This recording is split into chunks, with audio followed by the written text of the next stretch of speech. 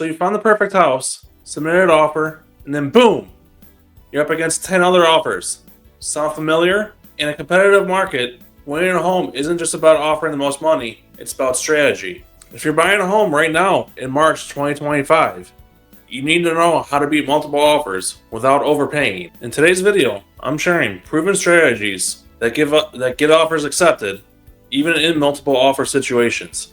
And stick around to the end, I'll reveal one power move that most buyers don't even think about. Hey everyone, I'm Chad, your Kenosha area realtor. Every single week I have buyers, sellers, and investors just like you reaching out to me asking me how they can buy, sell, and invest here in the Kenosha area. So if you have any questions about buying, selling, or investing here in the Kenosha, Racine, or Northern Illinois area, give me a call, shoot me a text, or send me an email. I'm happy to answer any questions you have and have a no pressure, non-salesy consultation with you and see how I can best help you out. Now let's jump into the video. So first, we need to understand why is this happening. Why are houses selling so fast? Why are they selling in days, sometimes even hours, with multiple offers, 5, 10, 15? I've even seen some houses get up to 50 offers on them.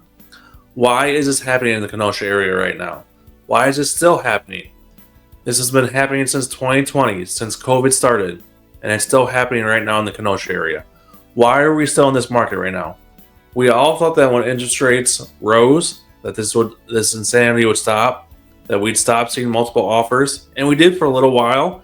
It kind of stopped for a little while. Things cooled off, things evened out a little bit, but now we've gone right back into it. So why is this still happening? Well, let's talk about it. Why are we seeing multiple offers? Why are we seeing over asking prices? Why are we seeing people waive contingencies?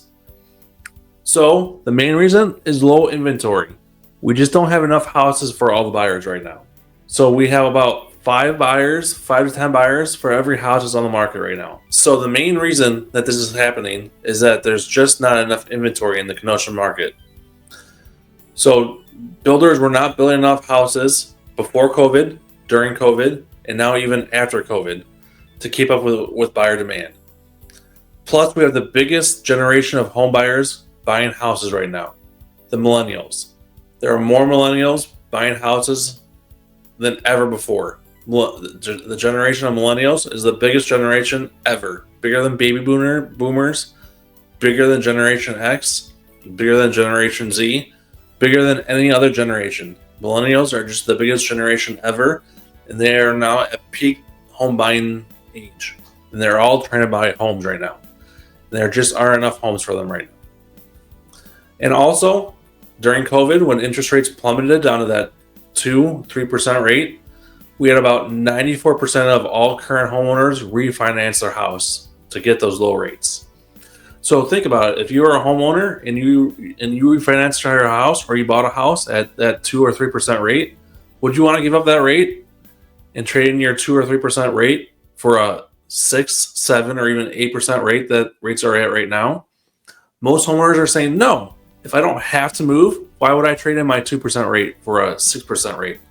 That's just crazy. Right now I'm paying like $800 a month in mortgage. Why would I trade that in for a $1,800 a month mortgage payment? That's just insane to me. If I don't have to move, I'm not going to move. So that's what most home sellers are saying right now, and they're not going to move if they don't have to move. Now, some home sellers are okay with that home payment and they are moving even if they don't have to. But for the most part, most home sellers are saying, if I don't have to move, I'm not going to. High demand. So like I said, there's just high demand. For every home that's on the market right now, we have about 5 to 10 home buyers that are looking for a house. That's how much home demand there is.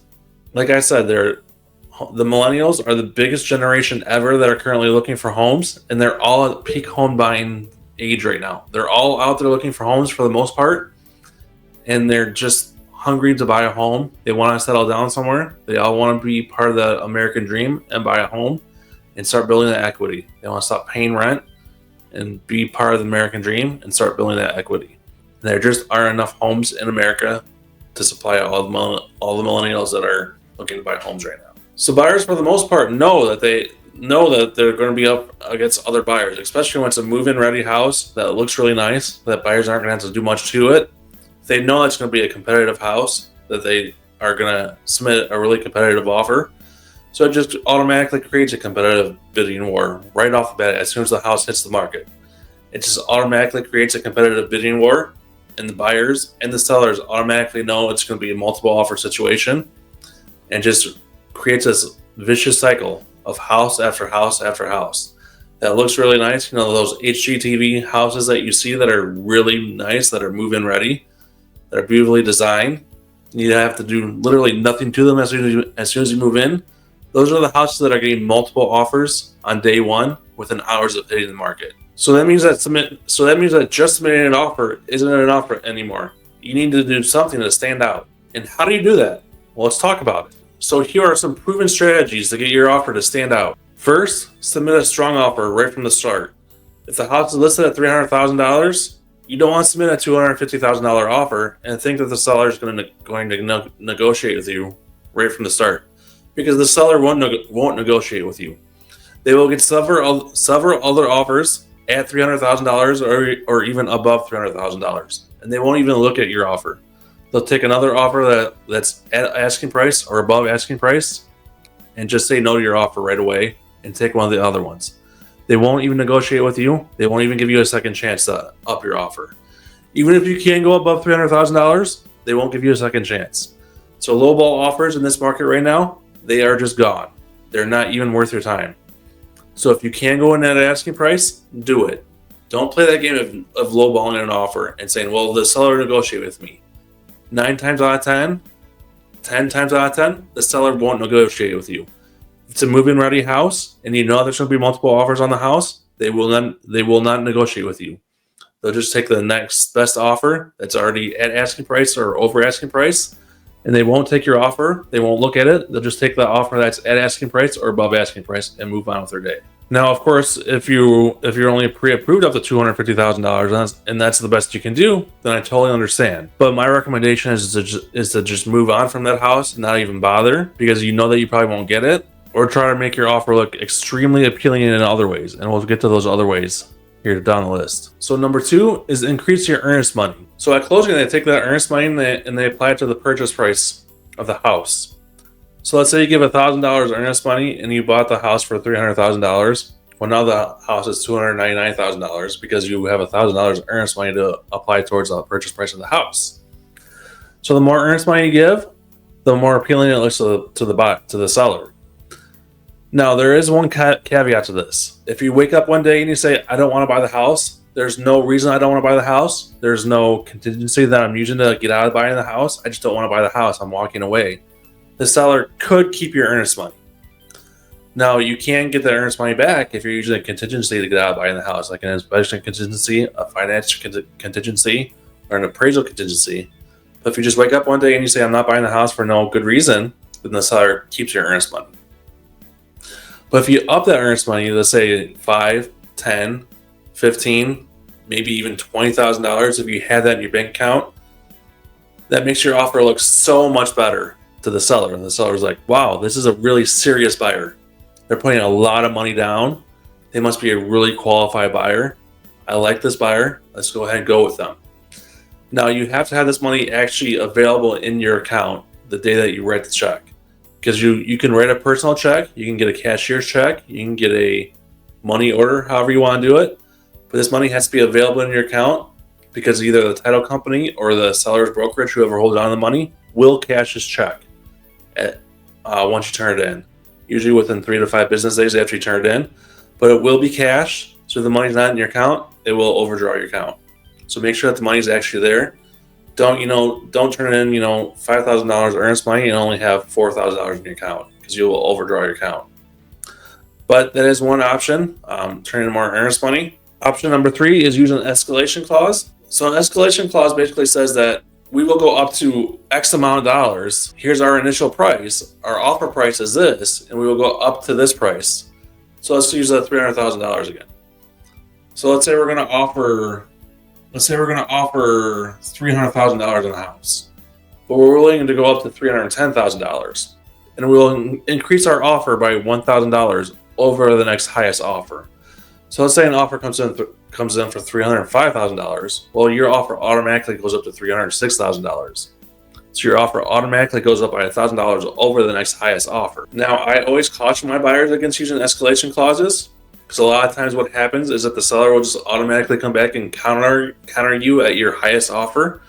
So they already know that you can go up to $310,000. So instead of just using your escalation clause, a smart seller or a smart agent will just come back and say, all right, well, I'm going to counter you back at $310,000. If you want the house, you'll take it, or just go to the next buyer with a higher offer. And if you really like the house, you would take that offer at $310,000, not knowing if there's another buyer with a higher offer or not, because the seller won't tell you if there's another buyer with a higher offer or not. It's just blind faith that there is or isn't another buyer. I mean, the seller will tell you if there's other buyers, but you never know what their offer price is. It could be a lower offer price. It could be a higher offer price. So personally, I think escalation clauses are kind of a waste. I think that they actually do a disservice to buyers for the most part. So I don't personally like to use them, but they are an option to use. They are an arsenal in your tool belt. If you really love the house and you want to try it, it's something that we could do. Another option that you could do is waive unnecessary contingencies. So something that we see a lot of buyers do are waive inspection contingencies. We see them do this a lot, especially during new construction. They waive that contingency because they feel like it's a new house. It shouldn't need an inspection.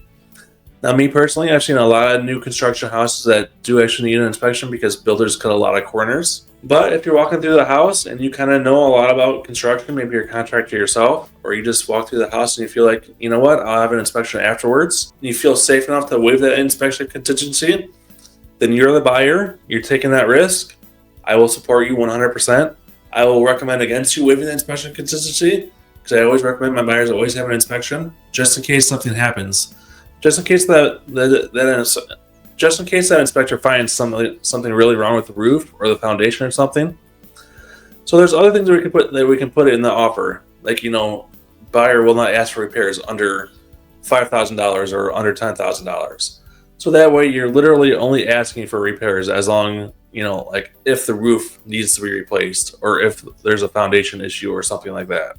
You're not going to ask for little things like a loose railing or a GFCI outlet needs to be replaced or something little like that. You're only asking for major repairs.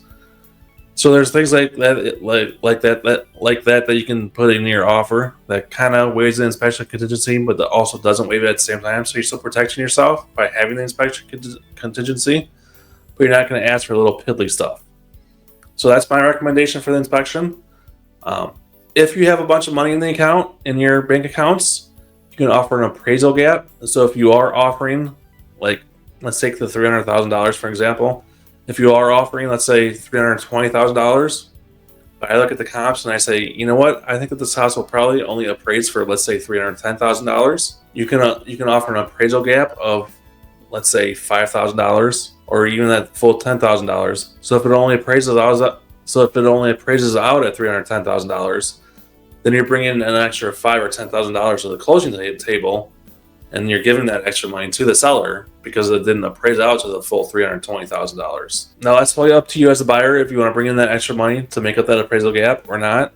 If it doesn't appraise out, then you go back to the seller and say, you know what? It didn't appraise out. We need to renegotiate the price. It's up to you as the buyer if you want to put in an appraisal gap or not. Most of my buyers don't. They just go back to the buyer, or they just go back to the seller and say it didn't appraise out. We need to renegotiate the price, and we usually come to some kind of compromise with the seller at that point. And then finally, I will talk to the seller's agent and ask them, what does the seller want in an offer? Do they want an extended timeline? Do they want extra time to move out? Do they want an accelerated timeline? Maybe they want to try and move out in the next 30 days. Can your lender close in 30 days? Maybe they want to try and close earlier than 30 days. Some lenders can close as quickly as 15 days. Some lenders can close as quickly as 20 days. Maybe they want to close as soon as possible. So I'll talk to your lender and say, hey, the seller wants to close, in 20 days or sooner. Can you close this loan in 20 days or sooner? And maybe your lender will say yes. Maybe your lender will say no. I don't know. We'll go from there. Maybe the seller will say, you know what? I need a 45-day close because my house won't be ready for another 45 days. So if you're okay with it, we'll push out closing 45 days or 46 days, just to give an extra day buffer just in case, something like that. We try in a multiple offer situation. We try to make your offer look as appealing as possible to the seller, so the seller takes your offer over everybody else's offer.